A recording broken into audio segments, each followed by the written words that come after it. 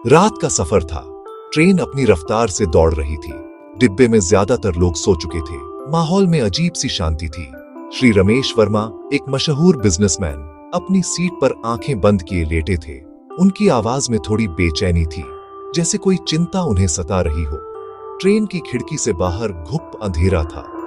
अंदर थकान और चाय की महक तैर रही थी। श्री वर्मा कुछ देर पहले ही फोन पर किसी से बहस कर रहे थे, फिर चुपचाप लेट गए। जैसे जैसे रात गहराती गई, डिब्बे में खामोशी और बढ़ गई। किसी को खबर नहीं हुई कि श्री वर्मा अब इस दुनिया में नहीं रहे।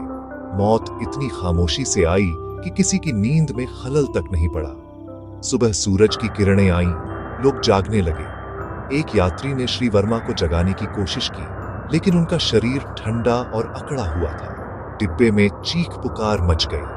जो सफर कल तक सामान्य था, अब एक खौफनाक रहस्य में बदल चुका था।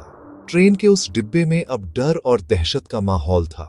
एक रात जिसने कई जिंदगियों को बदल दिया।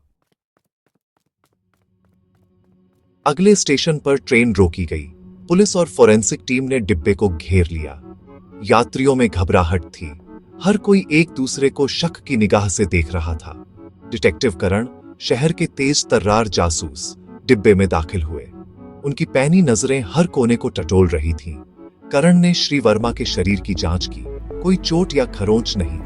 मौत नींद में हुई लग रही थी, लेकिन करण को शक था। उन्होंने हर यात्री से पूछताछ शुरू की। सबने कहा, रात में कुछ अजीब नहीं देखा। सब सो रहे थे। करण ने यात्रियों के हाव भाव पर ध्यान दिया। कुछ ने बताया, श्री वर्मा देर रात तक फोन पर बहस कर रहे थे।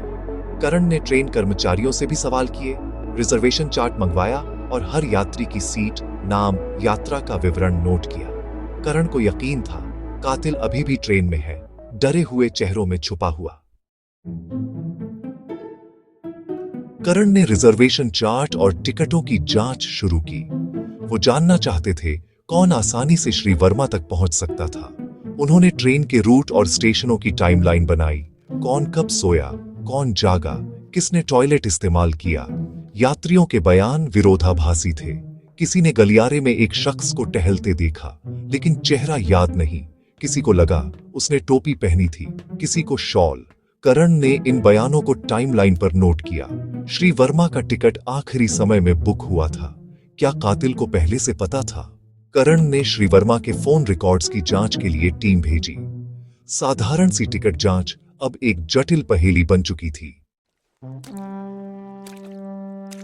करण की टीम ने हर स्टेशन के सीसीटीवी फुटेज खंगाले। एक संदिग्ध शख्स हर बड़े स्टेशन पर अलग अलग भेष में दिखा, कभी यात्री, कभी कुली, कभी वेंडर। करण को यकीन हो गया, यह शख्स ट्रेन का पीछा कर रहा था। हर फुटेज में चेहरा वही, भेष अलग। सवाल था, वो श्री वर्मा को ढूंढ रहा था या पुलिस को गुमराह कर रहा था? श्री वर्मा का टिकट आखिरी समय में कंफर्म हुआ था। शायद कातिल को उनकी सीट का पता नहीं था। ट्रेन अटेंडेंट ने बताया, एक शख्स रेलवे अधिकारी बनकर डिब्बे में घुसने की कोशिश कर रहा था। कातिल लगातार मौके की तलाश में था। हर स्टेशन पर भेष बदलता रहा। अब करण की जांच का केंद्र वही बहुरूपियां था। करण ने ट्रेन के अंदर और स्टेशनों की सीसीटीवी फुटेज पर ध्यान केंद्रित किया। रात 2 बजे एक छोटे स्टेशन पर संदिग्ध शख्स मफलर और टोपी में डिब्बे में चढ़ता दिखा, सीधे श्री वर्मा की सीट की ओर। कुछ मिनट बाद वही शख्स तेजी से बाहर निकल गया और चलती ट्रेन से उतर गया। उसने एक सुनसान स्टेशन चुना, जहां ट्रेन बस 2 मिनट रुकी थी। करण को अब कातिल के घुसने और भागने का पूरा सीक्वेंस मिल गया था। अब रहस्य था, उसने श्री वर्मा को मारा कैसे? सीसीटीवी ने रहस्य की बड़ी गुत्थी सुलझा दी थी। फोरेंसिक रिपोर्ट से खुलासा हुआ, श्री वर्मा की मौत हार्ट अटैक से नहीं, जहर से हुई थी। जहर बेस्वाद और बेरंग था, आसानी से पानी में मिल सकता था। करण ने श्री वर्मा की पानी की बोतल को फोरेंसिक जांच के लिए भेजा। टाइमलाइन के मुताबिक श्री वर्मा कुछ देर अकेले थे। यही मौका था जब संदिग्ध डिब्बे में दाखिल हुआ। कातिल ने चुपचाप बोतल बदली या उसमें जहर मिला दिया। श्री वर्मा ने अनजाने में वही पानी पिया। मौत बेहद चालाकी से दी गई थी। अब करण को कातिल तक पहुंचना था, जो खुद को अजेय समझ रहा था। कोई भी कातिल सुराग छोड़ता ही है। फोरेंसिक टीम को श्री वर्मा की सीट के नीचे डिस्पोजेबल दस्ताने मिले। पानी की बोतल पर श्री वर्मा के अलावा दस्ताने पहने हाथ का निशान था।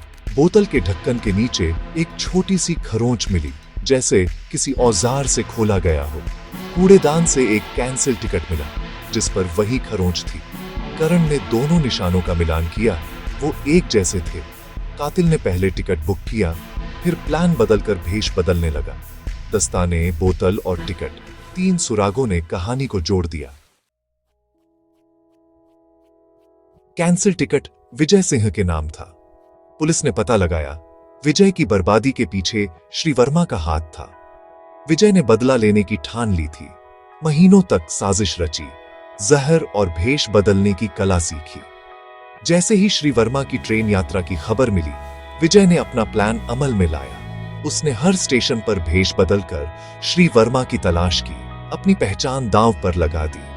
पुलिस ने विजय को गिरफ्तार किया। सबूतों के सामने वो टूट गया और गुनाह कबूल कर लिया। उसने बताया कैसे श्री वर्मा के धोखे ने उसकी दुनिया उजाड़ दी थी। एक कातिल जिसकी कहानी ने सबको खामोश कर दिया।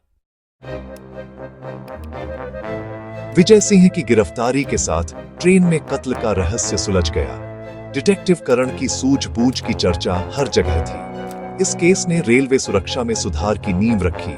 सीसीटीवी और सतर्कता बढ़ाई गई। विजय को सजा मिली, लेकिन उसकी कहानी ने समाज में बहस छेड़ दी।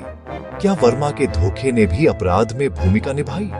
कानून ने अपना काम किया, लेकिन इंसानियत के तराजू पर सवाल बाकी थे। ट्रेन अपनी मंजिल पर पहुंची। एक नई सुबह, इंसाफ की सुबह। जिंदगी के सफर में कुछ स्टेशन हमेशा याद रह जाते हैं। ये ट्रेन का सफर भी उन्हीं में से एक बन गया।